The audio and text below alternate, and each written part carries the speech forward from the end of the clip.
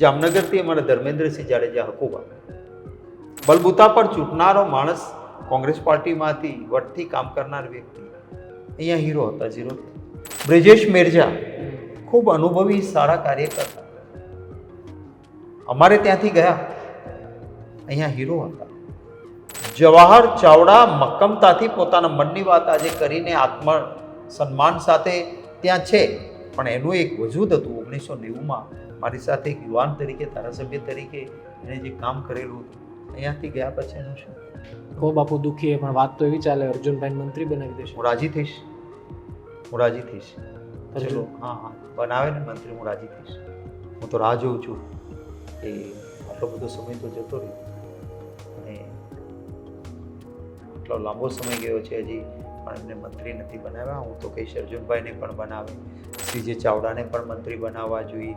અમારા સીકે રાહુલજી તો કેટલાય સમયથી ત્યાં જઈને બેઠા છે, સીકે રાહુલજીને મંત્રી બનાવવા જોઈએ. આ સરસ સરસ આગેવાનોને લઈને ગયા છે, તો એમને કેબિનેટ મંત્રીઓ બનાવે, સારા ખાતાઓ આપે.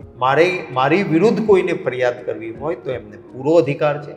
એમને રાહુલ ગાંધીજીને, ખરગે સાહેબને, અમારા પ્રભારીને ચોક્કસ કહેવું જોઈએ કે આ પ્રદેશ પ્રમુખની આ વાત પાર્ટી માટે સારી નથી. એનું પ્લેટફોર્મ હોય, એની વાત હોય.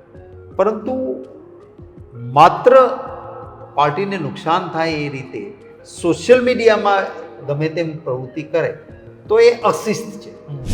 હરિયાણામાં આમ આદમી પાર્ટીએ એવા ઉમેદવારો ઊભા રાખ્યા કોંગ્રેસના તોડીને એ રીતના કે જેથી કોંગ્રેસને જ નુકસાન જાય. અને આપ એ આંકડાઓ જુઓ, અનેક સીટો એમના કારણે હાર્યા. એ પછી દિલ્હીની ચૂંટણીની વાત કરીએ. દિલ્હીની ચૂંટણીમાં કોંગ્રેસ પાર્ટીએ આમ આદમી સાથે છેડો નહોતો પાડ્યો. તમામ સર્વે એવું કહેતા હતા કે આમ આદમી પાર્ટીની સરકાર બને છે.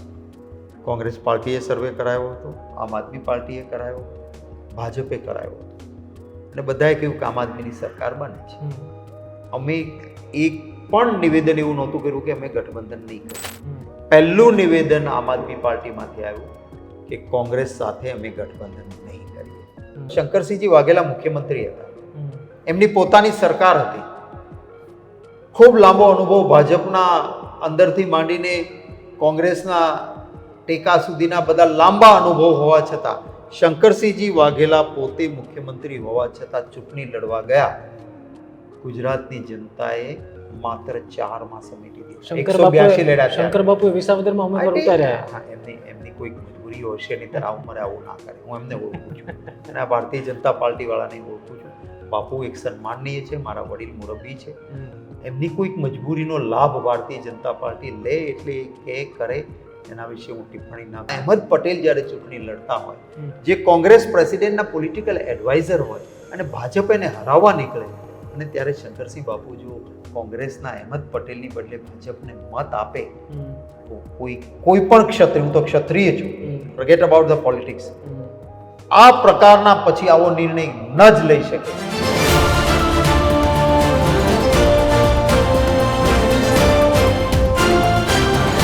મારા બધા દર્શકોને મારા બાપા સીતારામ. અપેક્ષા છે તમે બધા સુખી છો, સ્વસ્થ છો. મંચમાં આપનું સ્વાગત છે અને તમે ફ્રેમમાં જોઈ જ રહ્યા છો. મારી સાથે મહેમાન છે ગુજરાત કોંગ્રેસના પ્રદેશ અધ્યક્ષ શક્તિસિંહ બાપુ. શક્તિસિંહ બાપુ, સ્વાગત છે સૌથી પહેલા. Thank you. છેલ્લા 1 મહિનામાં બાપુ અમે ગુજરાત કોંગ્રેસમાં, આમ દેશભરના કોંગ્રેસમાં ઘણા બધા એક્ટિવનેસ ને ઘણી બધા કાર્યક્રમો જોયા. એના અમે પણ સાક્ષી રહ્યા, અને એમાં ગુજરાતમાં અધિવેશન થયું અમદાવાદમાં, પછી ફરી પાછા રાહુલ ગાંધી આવ્યા, મોડાસા ગયા. આ બધા પછી એક ક્યુરિયોસિટી જે કોંગ્રેસ ચાહકો છે, કાર્યકર્તાઓ છે, એમાં એક છે કે હવે ગુજરાત કોંગ્રેસમાં શું ફેરબદલની વાતો થઈ. એમ તો રાહુલ ગાંધીએ ઘણી બધી કડક શબ્દોમાં પણ ટકોર કરી. હવે ગુજરાત કોંગ્રેસમાં એવા કોઈ બદલાવની અપેક્ષા લોકો રાખે કે એકદમ રીશફલ થઈ જશે, બધું ચેન્જ થઈ જશે? તમે કદાચ જોયું હશે કે અત્યારે દરેક જિલ્લા ઉપર અમારા સિનિયર મોસ્ટ આગેવાન જિલ્લા કક્ષાએ જશે. એટલે કેવા નેતા દિલ્હીથી જે જિલ્લા પર જવાના છે, એમાંના ઘણા એવા છે કે આખા પ્રદેશના પ્રભારી રહ્યા હોય, જનરલ સેક્રેટરી રહ્યા હોય, કેબિનેટ મિનિસ્ટર રહ્યા હોય, આખા સ્ટેટમાં કે રાષ્ટ્રીય કક્ષાએ મોટું નામ હોય, એ વ્યક્તિ જિલ્લાના પ્રભારી બનીને જશે. કાર્યકર્તાઓનો અવાજ સાંભળશે. જેને પણ જિલ્લા કોંગ્રેસના પ્રમુખ થવાની ઈચ્છા છે, એમણે પોતાનું નોમિનેશનનું એક ડિટેલ ફોર્મ ભરીને આપવાનું છે. એમના સાથે 4 અમારા પ્રદેશના સિનિયર આગેવાનો પ્રદેશ પ્રભારી સાથે, એટલે 5 જણા એક જિલ્લામાં સતત 3 દિવસથી લઈને 7 દિવસ સુધી રોકાશે. આપણે ત્યાં કહેવાય છે ને કે પંચ તે પરમેશ્વર. 5 વ્યક્તિઓ ભેગા થઈને એ જિલ્લાનો નિચોડ કરીને, એને આપ ટેલેન્ટ હન્ટ પણ કહી શકો કે કાર્યકર્તાઓના મનમાં પડેલું, ઘણા વખત એવું છે કે દિલ્હી કે અમદાવાદના કાર્યાલયમાં આટા ફેરનાર માણસ, એના જમીન પર કોઈ મૂળિયા જ નથી, કાર્યકર એને ઈચ્છતા જ નથી, અને અહીંયા દેખાય છે એટલે સક્રિયતા લાગે છે. એમ નહીં, ખરેખર લોકોમાં, કાર્યકરમાં સ્થાનિક કોણ શું છે એનો એક ક્યાસ આવશે. એમાંથી નામ જિલ્લા કોંગ્રેસના પ્રમુખની દરખાસ્ત થશે. એ સિવાય જિલ્લા કક્ષાએથી પોટેન્શિયલ વ્યક્તિઓની યાદી પણ બનશે કે આ સક્ષમ, કમિટેડ, વિચારધારાને વળેલા સારા વ્યક્તિઓ છે, એનું એક યાદી પણ મળશે. ક્યાંય કોઈ નબળી કડી હશે તો એની માહિતી પણ આવશે. એટલે અને એ લાવનાર વ્યક્તિ એટલી સિનિયર અને સંગઠનમાં મજબૂત વ્યક્તિ છે કે એની આવેલી માહિતીમાં, નહીં તો રાજકારણમાં શું છે કે મારી લીટી લાંબી ન થઈ શકતી હોય તો બીજાની ટૂંકી કરવા માટે પ્રયત્ન થતો. એવું નહીં, સાચા અર્થમાં સાચું અવલોકન પણ થશે ને એના આધાર પર બદલાવ પણ અમારા થશે. બાપુ, આપ માનો છો કે આ કોંગ્રેસમાં જે બદલાવની વાત ચાલે છે એમાં એક મુખ્ય કડી છે લગ્નના ઘોડા અને લંગડા ઘોડા. આપને લાગે છે, કેમ કે આ રાહુલ ગાંધી આવ્યા પછી ગુજરાતમાં સાહેબ બહુ પ્રચલિત થયું સોશિયલ મીડિયામાં. અમે જ્યારે કોંગ્રેસની વાત કરીએ તો એમ કે બાપુ મળો ત્યારે પૂછજો. એટલે હું તમને દિલ ખોલીને પૂછું કે આ લગ્નના ઘોડા અને આ લંગડા ઘોડા છે તમે શબ્દ ભૂલો છો. 3 પ્રકાર. અને પણ હું રેસના ઘોડા તો એટલા માટે એવોઇડ કર્યું કે ઓબ્વિયસલી તમારા ફેવરમાં છે, પણ 2 જે બાકીના ઘોડા છે એની વાત કરું છું. એની ઓળખ પરેડ શરૂ થઈ ગઈ છે. વારો આવશે. આ એનો જ ભાગ છે. આજે અને બંનેની જરૂર હોય છે. હું તમને કહું છું, ત્રણેયની જરૂર છે. અચ્છા, એટલે હાચવવાના છે હજી આપણે. આપણે ત્યાં કદાચ કોઈ વ્યક્તિ, અમારે ત્યાં ભારતીય જનતા પાર્ટી જેવું નથી. આપણી સંસ્કૃતિ શું છે કે આપણે મા બાપ વૃદ્ધ થાય તો ખાનદાન પરિવાર છે ને વૃદ્ધાશ્રમમાં મૂકવા નથી જતો, એને ચરણ છોવીને એના આશીર્વાદ લે છે. પણ એ પછી ખાટલામાં કે ખુરશીમાં બેસે બરાબર છે, દોડધામમાં બીજી પેઢી હાથમાં લીધી છે, પણ એને વૃદ્ધાશ્રમ નથી મૂકતા. અડવાણીજીએ રથયાત્રાથી માંડીને બધી મહેનત કરીને ભાજપ ઊભું કર્યું. આજે અડવાણીજી ક્યાં? એનું માન સન્માન પણ ન જળવાય એવી સ્થિતિનું નિર્માણ કરે એ ભારતીય જનતા પાર્ટી. અમારે ત્યાં વડીલો હશે, તમે જેને લંગડા ઘોડા અથવા તો એવું બધું વૃદ્ધ થયા છે, લંગડાતા પગે ચાલે છે, પણ એમણે જો ખાનદાનીથી વર્ષો સુધી પાર્ટીની સેવા કરી છે તો એના પગ, એના ચરણ સ્પર્શ કરીને એમના આશીર્વાદ લઈને યુવાન મારો આગળ વધશે. એમને પણ સાથે રાખીશું. અને જરૂર બંનેને છે. હું તમને કહું કે તમારે ત્યાં લગ્ન પ્રસંગ આવે તો એમાં રેસનો ઘોડો કામ ના લાગે. ત્યારે તમારે લગ્નનો ઘોડો જોઈએ જ, અને રેસમાં દોડનારો પણ જોઈએ. આ બંને જોઈએ. પણ ભારતીય જનતા પાર્ટીમાં એક અલગ પ્રકારના ઘોડા છે. તમને ખબર છે? તમે પ્રકાશ પાડો. અમે એ સર્કસના ઘોડા છે. સર્કસમાં એક ઘોડા હોય ને, એને પેલો ચાબુક મારે તો 2 પગે ઊભો થાય, પછી સળગતી રીંગ રાખે તો બિચારો એમાંથી નીકળે. આ સર્કસનો ઘોડો કહેવાય. આવા અમારે ત્યાં તેજ તર્રાર થઈને ફરતા હોય ને, ભાજપમાં ગયા હોય એની દશા જોજો. એ ત્યાં સર્કસના ઘોડા હોય છે. એ પછી પેલો ચાબુક મારે તો આમ ઊભા રહેવું પડે. એ લખીને આપે કે જે પાર્ટીએ તમને હીરો બનાવ્યા તે રાહુલ ગાંધી વિશે બોલો, તો બેફામ બોલવાનું. એ કે તમારે આ ઉદ્યોગપતિ છે એની વાહ કરવાની છે તો એ કરવાની. એટલે જેમ સર્કસમાં ઘોડો છે એ પોતાની મરજીથી કાંઈ ન કરી શકે. સર્કસના ઘોડાને તો ગોળ રાઉન્ડ રાઉન્ડ ફરવાનું, કે ફટાક કરે તો ટેબલ ઉપર ઊભો રહે, એને માથું નમાવો તો માથું નમાવે. આ ત્યાં છે. મારે ત્યાં કોઈ સર્કસનો ઘોડો નથી. મારે ત્યાં કોઈ રેસનો હશે, કોઈ લગ્નનો ઘોડો હશે, કોઈ લંગડો ઘોડો હશે, પણ એનો આત્માનો અવાજ અહીંયા સંભળાય છે. અને એટલા જ માટે કોંગ્રેસ પાર્ટી છે જ્યાં આગળ આંતરિક લોકશાહી છે, જ્યાં આગળ મનની વાત કહી શકાય છે. રાહુલ ગાંધીજીએ જોયું કે કાર્યકરો હજી વધુ બોલવા માંગે છે મોડાસા, તો એમણે લંચ ન લીધું. જમવાનું તૈયાર હતું, સર્કિટ હાઉસમાં જમીન એરપોર્ટ જવાનું હતું, જમવાનું કેન્સલ કર્યું કે એક ટાઈમ નહીં જમીએ તો ચાલશે, કાર્યકરોની વાત છે મારે સાંભળવી છે. ભાજપમાં આવું કાંઈ મનની વાત કહેવાની. બાપુ એક સવાલ એવો થાય કે કોંગ્રેસમાં હતા ત્યારે રેસના ઘોડા હતા, હવે ભાજપમાં ગયા એટલે સર્કસના ઘોડા થઈ ગયા, એવું કેમ? હું જો કાલ સુધી હતા તો મારી સાથે હતા એટલે સારા હતા, આજે ત્યાં ગયા એટલે ખરાબ થઈ ગયા, એક લેવલથી નીચે એમના માટે બોલું એવું નહીં. મને તો દુઃખ થાય છે, મારી સાથે જે લોકોએ પાર્ટીમાં કામ કર્યું છે એવા મિત્રો ત્યાં ગયા પછી એમની જે પરિસ્થિતિ હું જોઉં છું એ પરિસ્થિતિ જોયા પછી મેં આ મૂલ્યાંકન કર્યું છે. હું તો રાજી થઈશ કે એમની ક્ષમતા મુજબ ત્યાં એમનું સન્માન થાય, પણ લાવીને ત્યાં જે રીતે રાખવામાં આવે છે. અને બીજી તરફ દયા એવા કાર્યકર્તાઓની પણ આવે કે જેમણે ભારતીય જનતા પાર્ટીમાં, એ લોકો જ સોશિયલ મીડિયામાં કહે છે હવે કે અમારે હું ગાભા મારવાના, તમારે દેવાનું હોય ત્યારે કોંગ્રેસમાંથી લાવીને આવો એને આપો, અને હું ગાભા પાર્ટી છીએ, અમારે શું આ માટે બધાની ખુરશીઓ સાફ કરવાની છે. ભારતીય જનતા પાર્ટીનો સાચો કાર્યકર્તા એ આજે દુઃખી છે. અને બીજી તરફ અમારે ત્યાંથી જે ગયા છે એ પણ દુઃખી છે, કારણ કે એમના આત્માના અવાજમાં જે બે વર્તી નથી શકતા. એમણે મેં કહ્યું એમ સર્કસના ઘોડા જેમ કામ. તમે કહો બાપુ દુઃખી, પણ વાત તો એવી ચાલે અર્જુનભાઈ મંત્રી બનાવી દેશે. હું રાજી થઈશ, હું રાજી થઈશ. ચલો, હા, બનાવે ને મંત્રી, હું રાજી થઈશ. હું તો રાહ જોઉં છું કે આટલો બધો સમય તો જતો રહ્યો અને આટલો લાંબો સમય ગયો છે, હજી પણ એમને મંત્રી નથી બનાવ્યા. હું તો કહીશ અર્જુનભાઈને પણ બનાવે, CJ ચાવડાને પણ મંત્રી બનાવવા જોઈએ. અમારા CK રાહુલજી તો કેટલાય સમયથી ત્યાં જઈને બેઠા છે, CK રાહુલજીને મંત્રી બનાવવા જોઈએ. આ સરસ સરસ આગેવાનોને લઈને ગયા છે, તો એમને કેબિનેટ મંત્રીઓ બનાવે, સારા ખાતાઓ આપે. આપને લાગે છે કે આ કેટલાક સિનિયર નેતાઓનું કોંગ્રેસમાંથી જવું એ કોંગ્રેસને થોડા અંશે નુકસાની ગઈ? એક બિલ્ડઅપ કરેલી ટીમ હતી, એમાંથી કેટલાક ખડી ગયા, એટલે કોંગ્રેસને પણ નુકસાની છે, એવું સ્વીકારો છો? હું માનું છું કે એક પણ મત, એક પણ માથું એની કિંમત હોય છે, પરંતુ આજ સુધીનો તમે ઇતિહાસ જોશો તો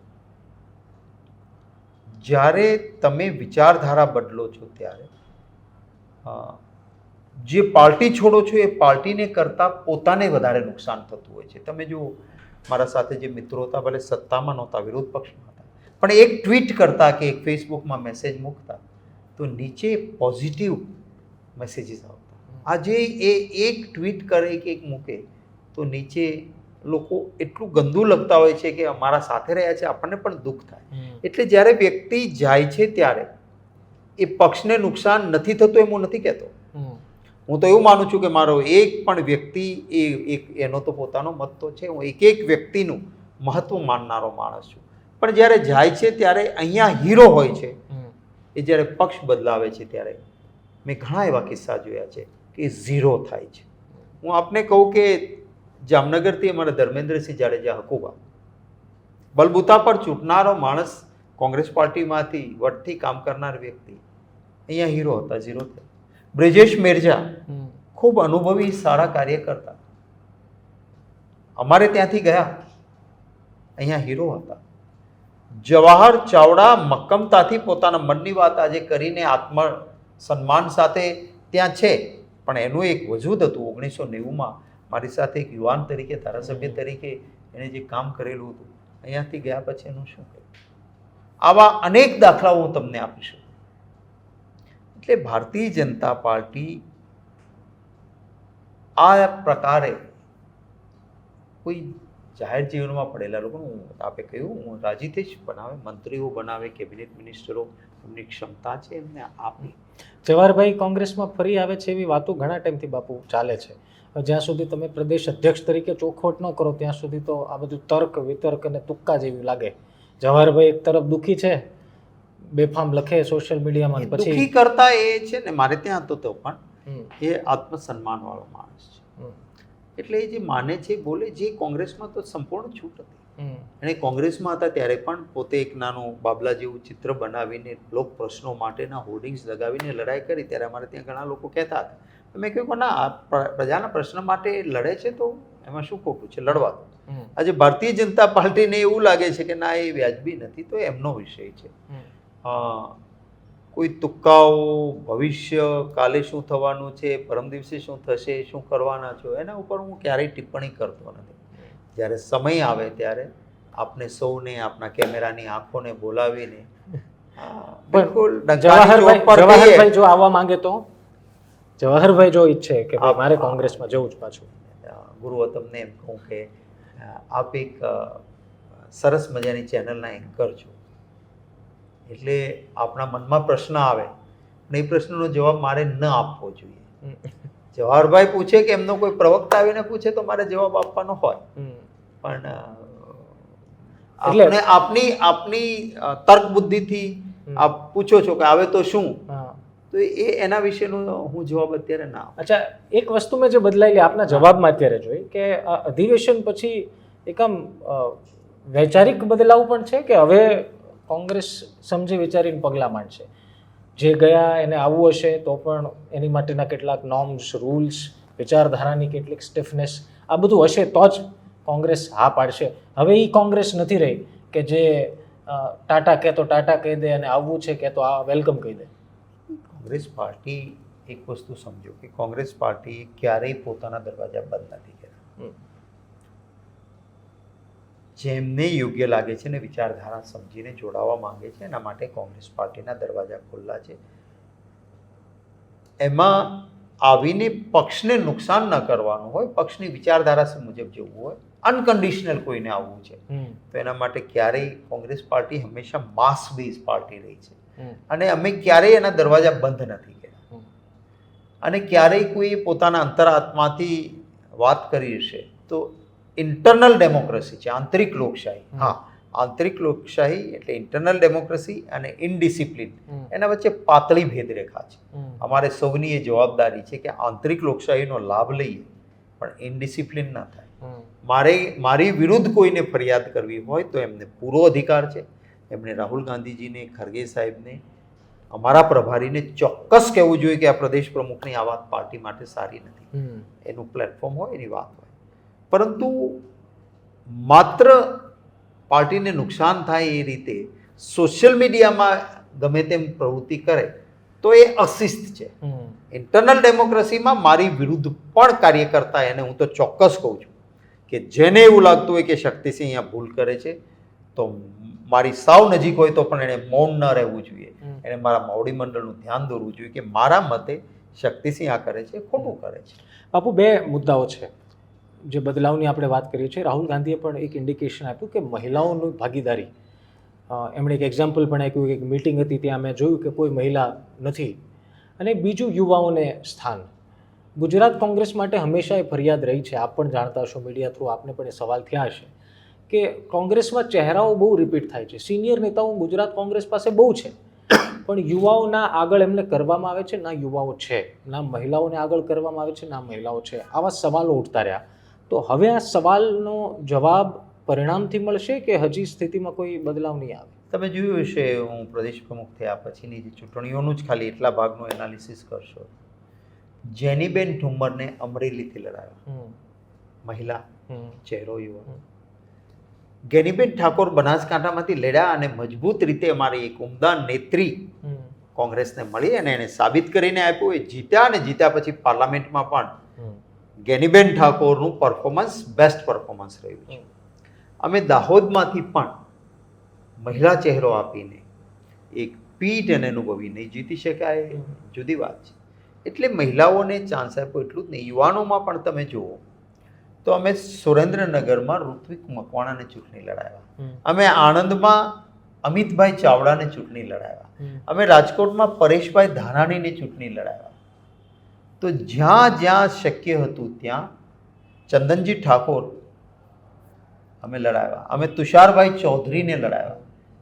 તો આ બધા જ યુવા ચહેરાઓ અમે આપીને પ્રયત્ન કર્યો. અહીંયા હિંમતસિંહભાઈ પટેલ અમદાવાદ સિટીમાંથી લડ્યા તો ભરતભાઈ મકવાણા લડ્યા.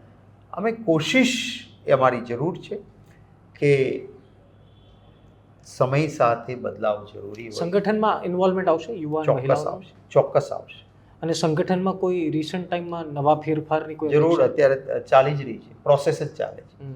અને એ સંગઠનના ફેરફારની અમારા જિલ્લા એકમોને વધુ સશક્ત કરવા માટે અમારી અત્યારે જે સંગઠન સર્જન અભિયાન જે ચાલી રહ્યું છે એ અભિયાન દરમિયાન જે ટોપ મોસ્ટ સિનિયર લીડર આવ્યા છે, જિલ્લા મથક પર ગયા છે, એની સાથે 4 મેં કહ્યું એમ પ્રદેશના આગેવાનો, એ બધું જ એસેસમેન્ટ કરીને એમનો જે અભિપ્રાય છે, હું ક્યાંય ઇન્ટરફિયર નથી કરવા.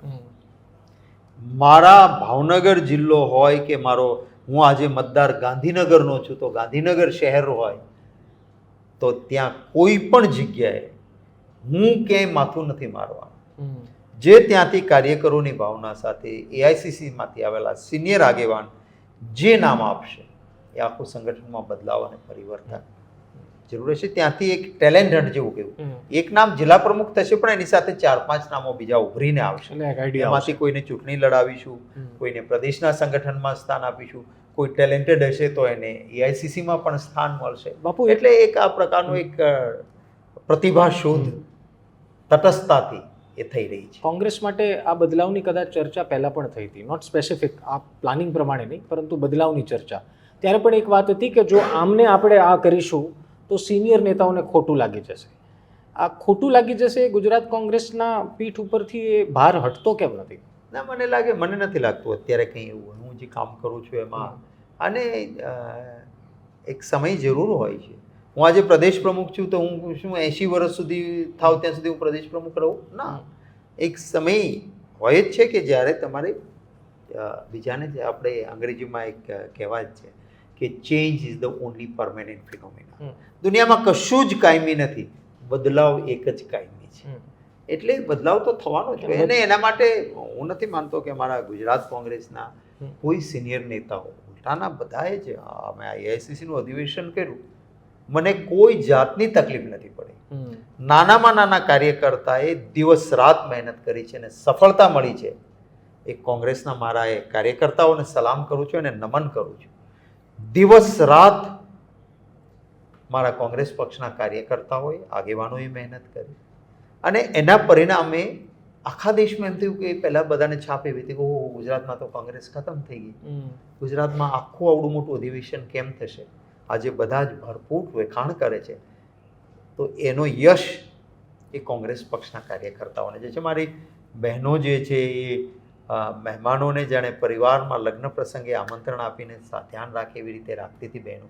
કલ્ચરલ પ્રોગ્રામ માટે આખી ટીમ સતત હોટેલો પર મારા યુવાનો એનએસયુઆઈ અને યુથ કોંગ્રેસના દીકરા દીકરીઓ જે રીતે હતા, આજે એક રાજ્યમાંથી લોકો કહે છે કે ઓહો, અમે આવી અદ્ભુત આત્મીયતા જોઈ નથી. આ મારી તાકાત છે કોંગ્રેસ પાર્ટીની. અને હું કહું છું કે કાલે કોંગ્રેસને આશીર્વાદ જનતાના મળશે અને સરકાર બનશે તો જનતા વચ્ચે જઈને જનતાને અમારી વાત પહોંચાડવામાં કોઈ માધ્યમ હશે તો એ અમારા કાર્યકર્તા મિત્રો હશે. આમ આદમી પાર્ટીએ, છેલ્લા એક બે સવાલ બાપુ, આમ આદમી પાર્ટીએ આડકતરી રીતે એવું કીધું કે ગુજરાત કોંગ્રેસે ડીલ બ્રેક કરી. આડકતરી રીતે ઈશારો હતો કે ગદ્દારી કરી. અમારે તો નક્કી થયું હતું કે વાવમાં અમે નહીં ઉતારીએ, તમે લડી લો, અને જો વિસાવદરની વાત આવશે તો કોંગ્રેસ નહીં ઉતારે, તમે લડી લો.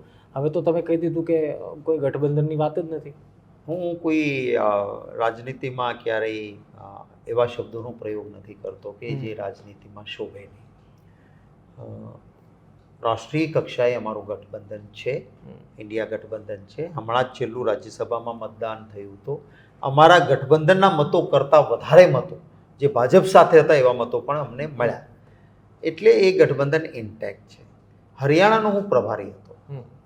હરિયાણામાં કોંગ્રેસની સરકાર, બધા કહેતા હતા કે દિવાલ पे लिखा है सरकार कांग्रेस की बनेगी.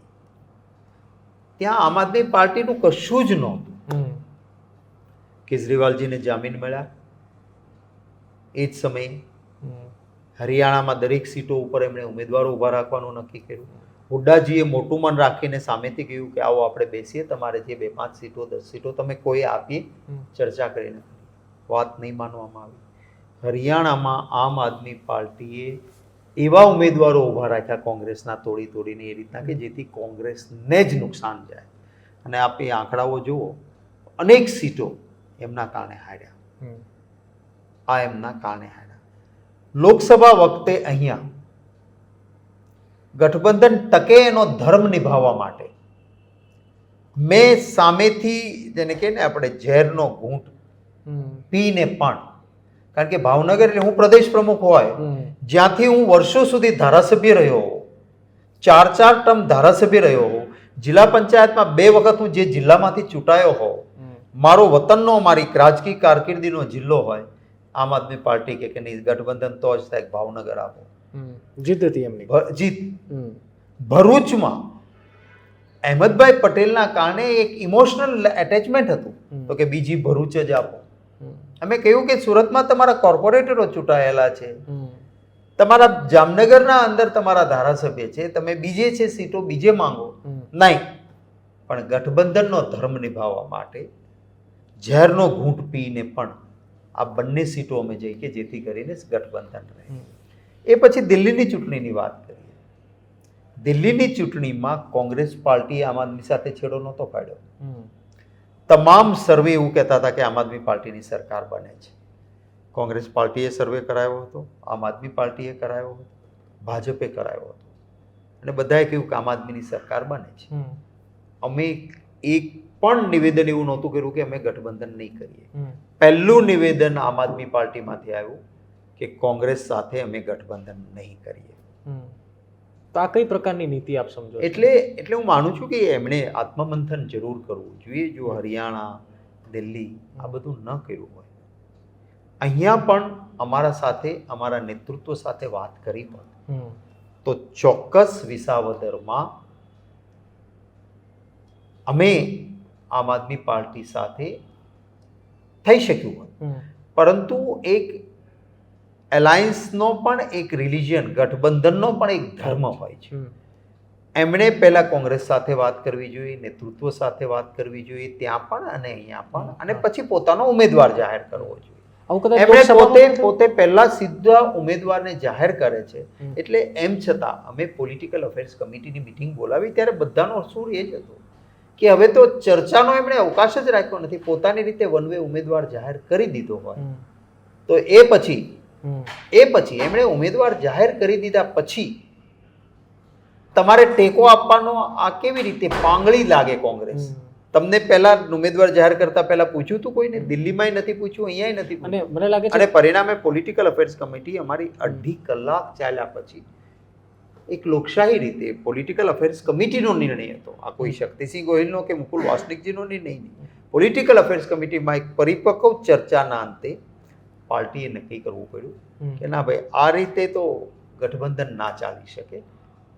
રાષ્ટ્રીય કક્ષાએ જરૂર ગઠબંધન છે, પણ દરેક રાજ્યોમાં રાજકીય રીતે રાજ્ય લેવલ પર નિર્ણય કરવાનો છે. તો પોલિટિકલ અફેર્સ કમિટીનો એ નિર્ણય હતો કે ભાઈ આ પદ્ધતિ બરાબર નથી, એ માટે ચૂંટણી લડીશું અને જીતીશું. હું તમને કહું છું કે વિસાવદર હું આપને કહું છું, ગોપાલ ઇટાલિયન આપને હું કહું કે આપ વિસાવદરમાં પરિણામ પછી હું આપને કહીશ, મને ત્યાંના લોકો ઉપર વિશ્વાસ છે. ગુજરાતની જનતા છે ને ક્યારેય થર્ડ ફ્રન્ટને મતો નથી આપતી. ગોપાલભાઈ હારી જશે. તમને હું કહું છું કે આજ સુધીનો ઇતિહાસ તમે જુઓ. સ્વર્ગસ્થ ચિમનભાઈ પટેલની કેબિનેટમાં હું રહ્યો, એમની સાથે હું રહ્યો. એમણે પોતે કહેલું, ચિમનભાઈ પટેલ એટલે પોલિટિક્સના ચાણક્ય કહેવાય. એમણે કહ્યું કે મારી ભૂલ હતી કે મેં થર્ડ ફ્રન્ટ બનાવ્યો. કોંગ્રેસમાં મર્જ થયા પછી એમણે કહેલું કે ગુજરાતની લોકોની માનસિકતા ક્યારેય ત્રીજા પક્ષ માટેની નથી હોતી. ગયા વખતે કેજરીવાલજીએ એટલો મોટો હવા ઉભો કર્યો, ખૂબ જ, लिख के ले लो हमारी सरकार बनेगी, कांग्रेस जीरो होगी, लिख के ले लो. આવા ભાષણો 2022માં કર્યા.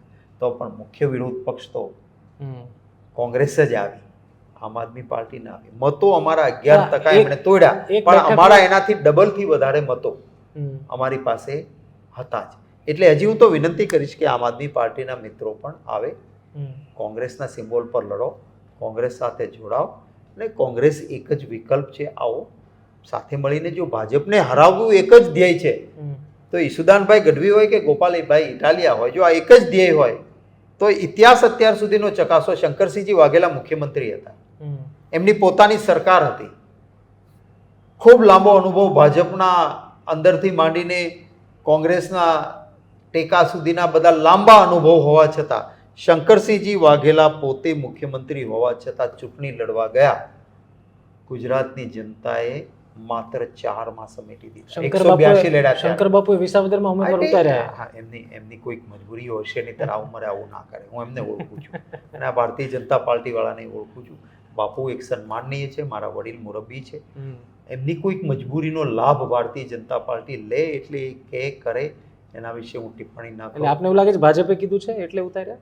એમ ઈશારો? આપણે જાણીએ છીએ બાપુ કોઈ રાજકારણને ન ઓળખતા હોય એવા નથી. એમના દરેક નિવેદનો જે પાર્ટીએ એમને દાખલા તરીકે મુખ્યમંત્રી બને એ માટે કોંગ્રેસમાં અને હું એ વખતે દંડક હતો, અમે જે સંઘર્ષ કર્યો છે એમને મુખ્યમંત્રી બનાવવા માટે, એનો એવો સંઘર્ષ ક્યારેય રાજકીય જીવનમાં નથી થયો. એવો સંઘર્ષ કે શંકરસિંહજી વાઘેલા મુખ્યમંત્રી બને એ માટે કરેલો છે.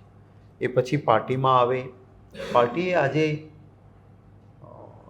કોંગ્રેસ પાર્ટી જ આટલું મોટું દિલ રાખી શકે કે એમને પ્રદેશ પ્રમુખ બનાવ્યા, મુખ્યમંત્રી ટેકો આપીને બનાવ્યા, પ્રદેશ પ્રમુખ બનાવ્યા, કેન્દ્રીય મંત્રી બનાવ્યા.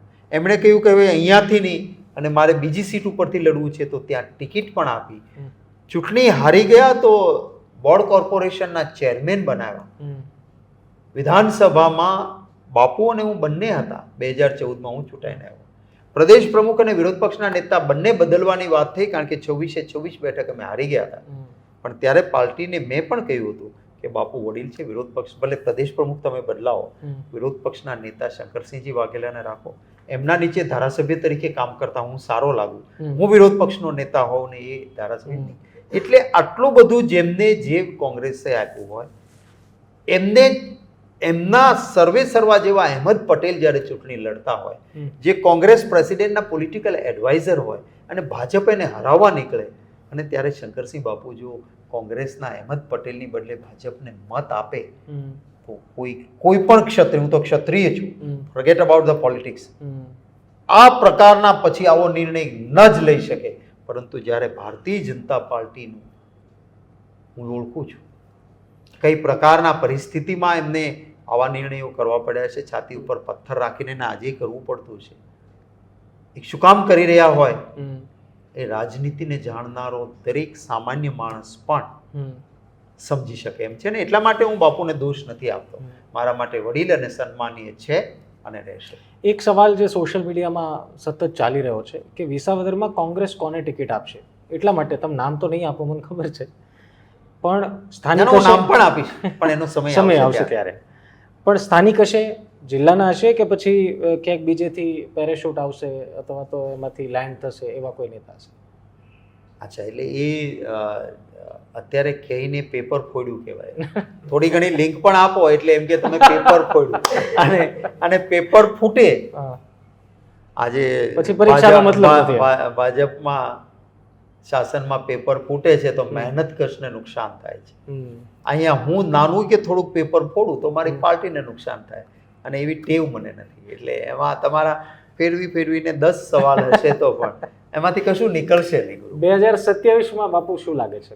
આ એક બહુ જેનરિક સવાલ છે, મને લાગે છે બધા ઇન્ટરવ્યુમાં તમને પૂછતા હશે. મારો એંગલ બહુ થોડો ડિફરન્ટ છે. 2027માં સત્તા છોડી દઈએ આપણે, પણ એક જે સવાલ કોંગ્રેસ ઉપર અમે જે અધિવેશન કવર કર્યું ને એની કમેન્ટ્સમાં જે આવ્યા કે ગ્રાઉન્ડ પર કોંગ્રેસ એ લડત નથી આપી રહી જે અમે પહેલાં જોઈ હતી, જે ગાંધીનગરમાં સચિવાલયના ગેટ સુધી પહોંચતા અમે ટોળા કોંગ્રેસના જોયા છે, અમદાવાદમાં રસ્તા બ્લોક કરતા કોંગ્રેસના જનતાના મુદ્દા માટે જોયા છે, એ કોંગ્રેસ હવે નથી દેખાતી. તો 27 સુધી કેમ પહોંચશે? એક ઘણા વખત છે ને એક મિથ અને એક બિલકુલ આઈડિયાપૂર્વક એક કેટલીક વસ્તુઓ ચલાવવામાં આવતી હોય છે. રાજકોટમાં લોક પ્રશ્ન માટે રાજકોટ બંધનું એલાન કોણે આપ્યું? કોંગ્રેસ. રાજકોટના લોકોએ કહ્યું કે આજ સુધી આવું જડબે સલાક અમારી લાઈફ ટાઈમમાં બંધ રાજકોટ નથી જોયું. એક કોંગ્રેસના કાર્યકર્તાઓની તાકાત હતી. હું ત્યાં રોકાયો. અમારા લાલજીભાઈ દેસાઈ, જિગ્નેશભાઈ મેવાણી, શૈલેષભાઈ પરમાર, અમિતભાઈ ચાવડા, જગદીશભાઈ ઠાકોર, જ્ઞાનીબેન, ઇન્દ્રનીલ રાજ્યગુરુ, લોકલ કાર્યકર્તાઓ બધા જ ત્યાં ધામા નાખીને રહ્યા. બધા પહેલાં એમ કહેતા હતા કે આ રાજકોટ બંધ ફિયાસ્કો થાય, કોંગ્રેસ છે ક્યાં, તમે શું કરશો? જડબે સલાક રાજકોટ બંધ થયું. વડોદરામાં હમણાં પૂર આવ્યું અને જ્યારે ભારતીય જનતા પાર્ટીએ વિચિત્ર નિવેદનો ચાલુ કર્યા કે હવે ઘરમાં હોડી વસાવી લેજો, અને પૂર આવ્યું ને વડોદરા ડૂબ્યું, એ ભાજપના ભ્રષ્ટાચારના કારણે હતું. કારણ કે પાણી વિશ્વામિત્રમાં જવાના રસ્તા ઉપર અગોડા જેવા મોલ થઈ ગયા. ગ્રીન ઝોનને બદલાવી નાખીને પોતાના માન્યતાઓ માલ થાય એટલા માટે ત્યાં કોન્ક્રીટના જંગલો ઊભા થયા. પરિણામે વિશ્વામિત્રીના મગરો વડોદરાના ઘરોમાં ઘૂસ્યા, લોકો બરબાદ થયા, તો કોંગ્રેસ પાર્ટીએ રોડ ઉપર ઉતરીને જબરજસ્ત રેલી કાઢીને સામનો કર્યો.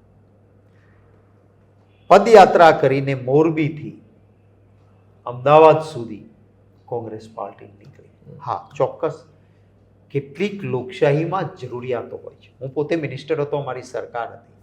સચિવાલયના ખૂણા ઉપર, એટલે તમે બહારની બોર્ડર ઉપર જ ચ4 ઉપર ખૂણા ઉપર એક જગ્યા આંદોલનકારીઓ માટે આપી હતી. પાણી અને છાંયડોની વ્યવસ્થા સરકાર કરતી હતી કે તમારે સરકારની વિરુદ્ધ આંદોલન કરવું છે ને, આવો કરો, તમને છાંયડો ને પાણી સરકાર આપશે. અને મુખ્યમંત્રી સામેથીની વાત સાંભળવા છતાં આ ગુજરાતની પરંપરા આજે ક્યાં છે? આજે આંગણવાડીની વર્કર બહેનો જાય, એની ધોલાઈ થાય. આજે ફિક્સ પગારવાળો કે આઉટસોર્સિંગવાળો કર્મચારી ન્યાય માંગવા જાય તો દેશદ્રોહી હોય એમ એને પોલીસ સ્ટેશનમાં નાખે, માણસો ભેગા જ નહીં થવા દેવાના. ગાંધીનગરની બહાર જાણે કોઈ આતંકવાદીઓ આવતા હોય એમ પહેરા ગોઠવીને આંદોલન માટે કોઈને આવવા નહીં દેવાના. લોકો સામે કેસીસ એવા કરીને બેસાડી રાખવાના રાતભર સુધી. આ લોકશાહી નથી. અને એટલે આજે આંદોલન થાય છે એને પણ ભૂતકાળમાં જે આંદોલન થતા હતા મક્કમતાથી, હું તો કહીશ કે કેશુભાઈ પટેલ પણ મુખ્યમંત્રી હતા, ભાજપના હતા, પણ લોકશાહીનું ખૂન આવું નહોતું થતું, છૂટ હતી. આજે આ બધી પરિસ્થિતિ વચ્ચે પણ મક્કમતાથી કોંગ્રેસનો કાર્યકર લડે છે. આજે શા માટે પોરબંદરમાં કે જુનાગઢના જે ખેડૂતો પાણીનો વર્ષોથી ભોગ બનતા હતા એને ભાજપની સરકાર જે બોલતી નહોતી, એ અમારા પાલભાઈ આંબલિયા અને અમારા મિત્રોની, અમારી કિસાન સેલની ટીમે એવું આંદોલન કરીને કિસાન જાગૃતિનું કામ કર્યું, સતત ત્યાં લડીને કામ કર્યું, તો સરકારે બોલવું પડ્યું. પૈસા કરશે કે કામ નહીં મને ખબર નથી, પણ એટલીસ્ટ પૈસા જાહેર કરવા પડ્યા. એટલે જ્યાં હોય છે ત્યાં લડીએ છીએ, લડતા રહીશું. આપણે કહ્યું 2027માં કોંગ્રેસ ક્યાં? માનું છું કે ગુજરાતની જનતાએ ખૂબ જોઈ લીધું છે અને ત્યારે 2027માં કોંગ્રેસ પાર્ટીને આશીર્વાદ જનતાના મળે. હું કોઈ અહંકારી નથી. સત્તા આવશે તો લોકોના આશીર્વાદથી આવશે. એ સેવાની સાધના માટેની સરકાર હશે.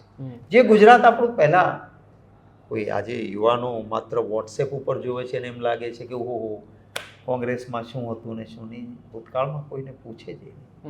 ડૉક્ટર કે એન્જિનિયર માણસ નજીવી કિંમતમાં થતો, માલધારીઓ માટે ગૌચર અનામત રહેતા હતા, માલધારીની મંડળીઓને ડુંગરાઓ આપી દેવામાં આવતા હતા કે તમારો ગાય ભેંસ કે ઢોર એના ચરણ માટે તમારી મંડળી તમને આ ડુંગરાઓ અનામત.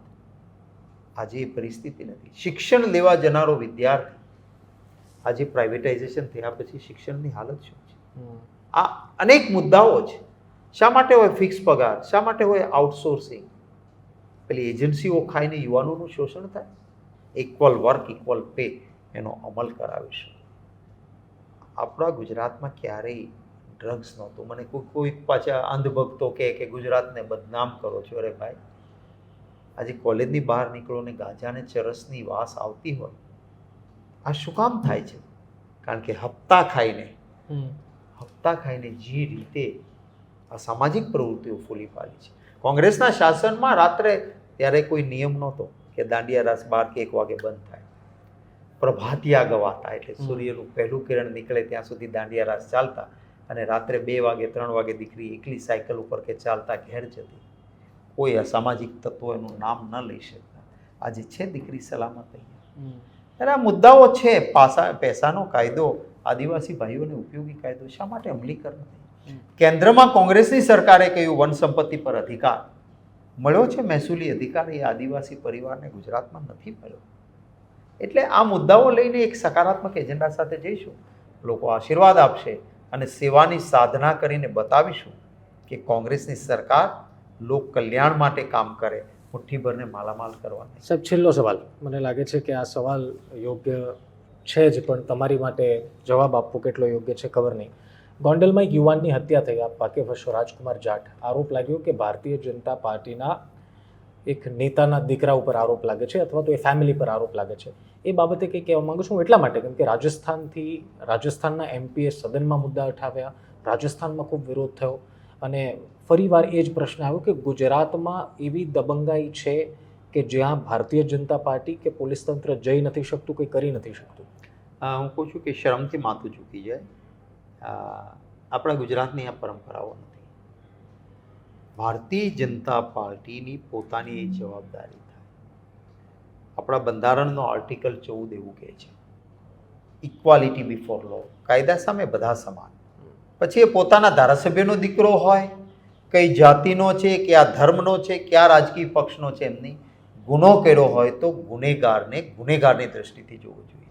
આજે ભારતીય જનતા પાર્ટીના શાસનમાં શું છે કે સામે હોય એની નાની ભૂલ થઈ તો કે ચક્કી પીસિંગ, જેલ જશો, આખી જિંદગી જેલમાં.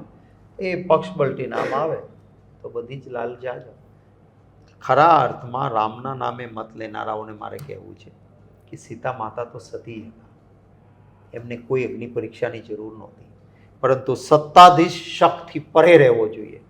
સીતા માતાએ અગ્નિ પરીક્ષા આપી હતી. તો ભાજપના આ જે ગુંડાગીર્દી કરનારા લોકો છે એની પરીક્ષા ના લેવી જોઈએ? શું એની યોગ્ય તપાસ ના થવી જોઈએ? સંસદમાં મેં 0 વર્ષ આપી હતી, પરંતુ અમારા નિયમો મુજબ એક મુદ્દાની 0 વર્ષ આવી ગઈ હોય તો બીજી ના ઉઠાવી શકાય. ક્ષત્રિય ક્યારેય કોમવાદી ન હોઈ શકે, એ સિદ્ધાંતવાદી હોય. અને એટલા માટે મેં ક્યારેય જાહેર જીવનમાં પડ્યું છું ત્યારે ગુનો કદાચ મારો સગો ભાઈ પણ કરે તો કાયદો એના સામે એ જ રહે અને મારું વલણ પણ એ જ રહે, એનો હું આગ્રહી રહું છું. અમારી પાર્ટીએ પ્રેસ કોન્ફરન્સ કરીને અટકાની, વિધાનસભામાં પણ મુદ્દો ઉઠાવ્યો હતો અને આ જ પ્રકારની પ્રવૃત્તિઓ ક્યાંય પણ ચાલતી હોય. સુરેન્દ્રનગરમાં દલિતો ઉપર અત્યાચાર થયો, હું શૈલેષભાઈ પરમાર, અમે લોકો જાતે જઈને ત્યાં બેઠા અને જ્યાં સુધી ન્યાય ન મળે ત્યાં સુધી નહીં ઉઠીએ. પીડિત પરિવારની વાત સરકારે સ્વીકારી ત્યાં સુધી ત્યાં રહ્યા. કેટલાક લોકોએ ફોન કર્યો કે આ અમારી જ્ઞાતિના છે, ફલાણા છે, ના જાઓ. નો, જ્યાં પણ અન્યાય થાય ત્યારે જાહેર જીવનમાં પડેલા વ્યક્તિએ ગુનો કરનાર કોણ છે એ નહીં જોવું જોઈએ, સહન કરનારની પડખે રહેવું જોઈએ. અને પાર્ટીમાં એ રીતે કામ કરીએ છીએ. ખૂબ ખૂબ ધન્યવાદ શક્તિસિંહ અમારી સાથે વાતચીત કરવા બદલ. તો શક્તિસિંહ ગોહિલને આપ સાંભળી રહ્યા હતા, ઘણી બધી મુદ્દાઓ વાત થઈ. આમ તો વાત 15-20 મિનિટની હતી પણ વાતમાં ઘણો સમય ગયો. અપેક્ષા છે તમને મંચનું ઇન્ટરવ્યૂ ગમ્યું હોય. તમારા શું વિચારો છે લખવાનું ભૂલતા નહીં. અચ્છા, બાપુને કોઈ સવાલ હોય તો પણ લખવાનું ભૂલતા નહીં. પ્રયાસ કરીશું કે બીજા ઇન્ટરવ્યૂમાં અમે તમારા જનતાના સવાલોના જવાબ આપીએ છીએ, બીજાના મનની સાંભળીએ છીએ. અમારી મન કી બાત કરો અને તમારે સાંભળી લેવાનું એવું નથી. એ પ્રેસ કોન્ફરન્સ કરે તો નેતા બોલે, સવાલ ના લે એવું નથી. એટલે આશા રાખીએ કે કમેન્ટમાં તમે તમારા સવાલ રાખજો, તમારા વિચારો રાખજો. મંચના એપિસોડમાં આવતા અઠવાડિયે ફરી મળીશું. ત્યાં સુધી મને રજા આપો. બાપા સીતારામ.